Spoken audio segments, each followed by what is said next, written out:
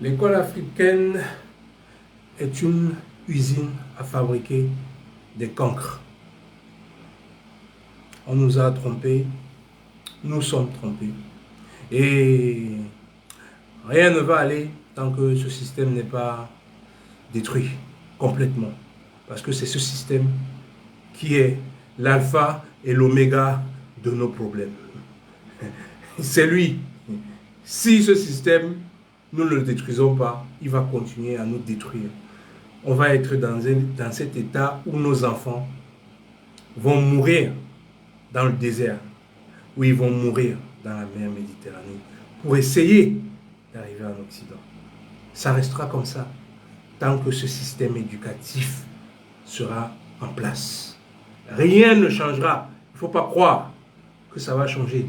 Que non, les jours meilleurs vont arriver. Non, on aura des dirigeants meilleurs qui vont arriver. Tant qu'il n'y a pas un dirigeant dans nos pays qui prendra la décision, la première des décisions, c'est de déstructurer ce système. Vous voyez, je vais vous lire un passage de ce livre, Sociologie de l'éducation. Ce n'est pas moi qui l'ai écrit. C'est Alain Grasse. Ce n'est pas moi qui l'ai écrit. Il y a un passage ici qui est dédié pour nous. La surproduction intellectuelle. Cette surproduction est ancienne dans les pays du tiers-monde, où les colonisateurs ont mis en place un système scolaire pour pays riches, industrialisés, dans les régions, dans nos pays, où il y a la pauvreté, et c'est des pays agricoles. Voilà ce qu'ils ont fait de nous. Ils ont mis un système qui ne correspond pas à notre réalité à nous. C'est le problème que nous avons aujourd'hui en Afrique. C'est pour ça qu'il n'y a pas de boulot. C'est pour ça que les jeunes, avec bandés de diplômes, vous allez voir des doctorants qui conduisent des motos ou qui sont assis dans les bars. Parce ils vivent encore chez papa et maman, 40 ans, 50 ans, 60 ans même. Ils se disputent la chambre avec leurs neveux et nièces. Ce n'est pas de leur faute. C'est parce qu'on nous induit en erreur. C'est ça, c'est ce système qui nous détruit et qui va continuer à nous détruire. C'est cela qui fabrique des êtres humains perdus, déconnectés des réalités de leur environnement. C'est pour ça que nous n'aimons pas parler nos langues. C'est pour ça que nous n'aimons pas porter nos propres noms. C'est pour ça que nous n'avons pas nos propres religions. C'est cette école qui fait que nous ne pouvons pas nous questionner. Nous ne pouvons pas nous mettre en question. Nous ne pouvons pas remettre en question le système en place. C'est cette école qui nous demande que de répéter et d'être des futurs, si tu as la chance, salariés pour une multinationale qui est sur place et qui te fait travailler comme un esclave pour pas. Il faut savoir que ces multinationaux-là, c'est leurs grands-parents qui ont créé l'esclavage. C'est eux, avec ça, qui ont créé des multinationales aujourd'hui. La plupart des multinationales, ceux qui les possèdent, leurs pères ont travaillé, ont fait l'esclavage. La plupart des multinationales nationales, c'est des anciens esclavagistes. Ils ont juste trouvé un nouveau système. Ils ont mis en place un nouveau système directement chez nous, sur place. Et déstructurer toutes nos réalités à nous. Ce n'est pas des systèmes adaptés à notre environnement et à notre condition. Rien ne changera si ce système n'est pas remis en question.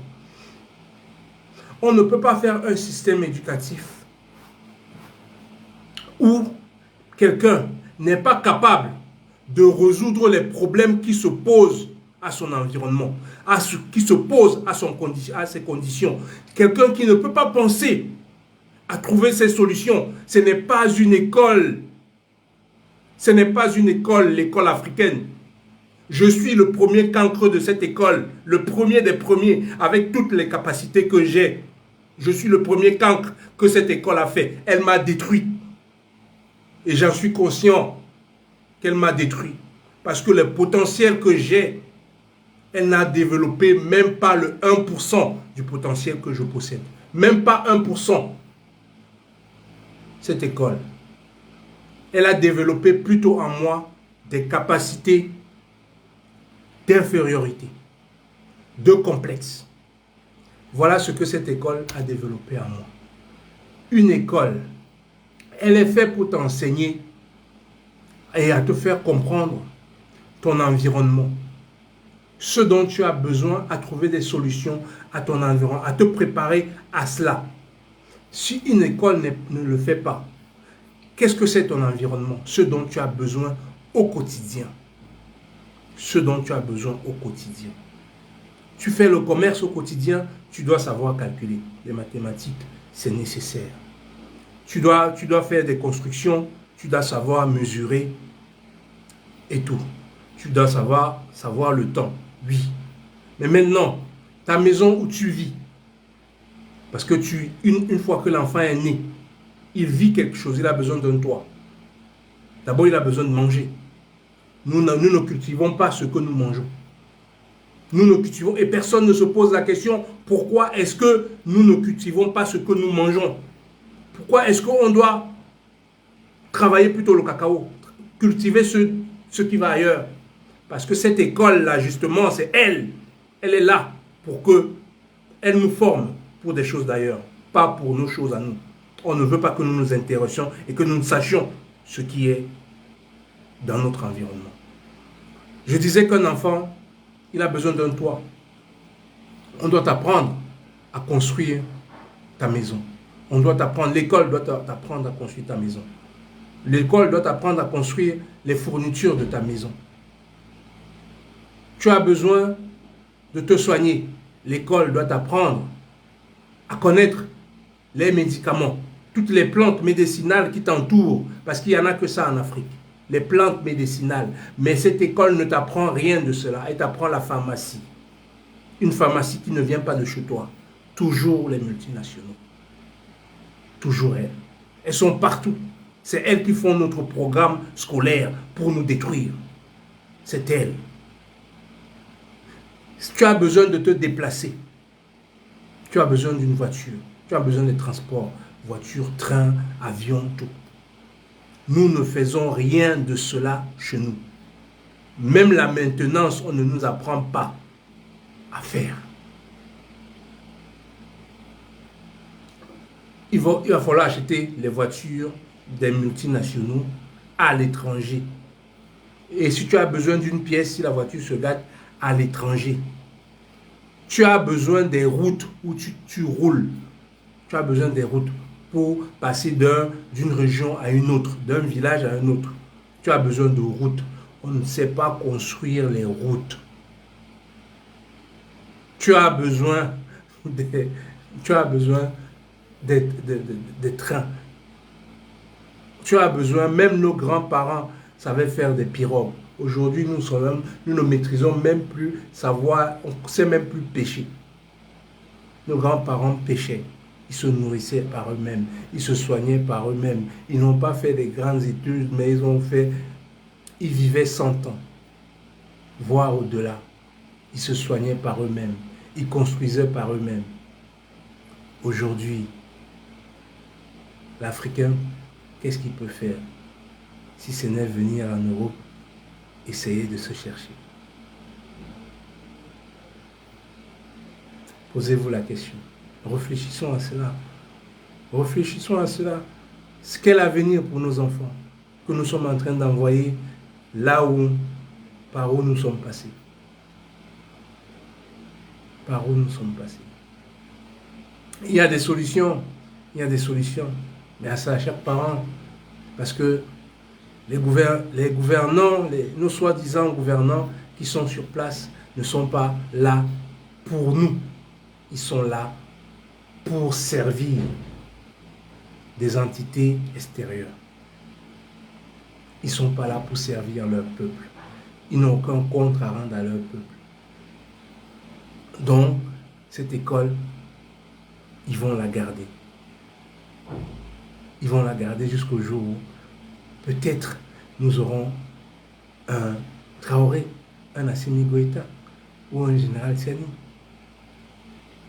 Chaque parent doit prendre ses responsabilités. Une fois qu'il sait que cette école ne produit que des cancres, que son enfant doit apprendre, oui, en plus de l'école, doit apprendre des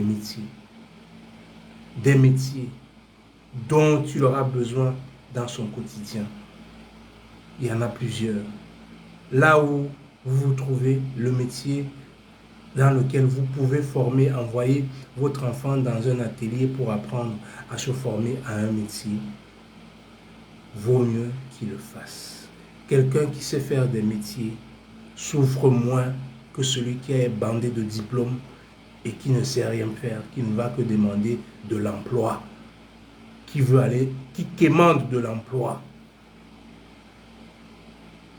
Et on va lui donner le salaire selon le bon vouloir, la décision du colon. Parce qu'il y en a à la ramasse des intellectuels africains. Il y en a beaucoup trop. Donc on peut les payer ce qu'on veut. Mais si cet intellectuel, en plus de son intelligence, de son cursus scolaire, s'il avait appris des métiers, il ne se prostituerait jamais. Parce qu'il sait faire de la menuiserie, il sait faire de la plomberie, il sait faire de la mécanique, il sait faire des choses, il sait construire. Donc, il ne se vendra pas moins cher. Orientez vos enfants aussi vers des métiers. À bon entendeur, c'était encore mon message aujourd'hui. Salut, je vous aime de tout mon cœur.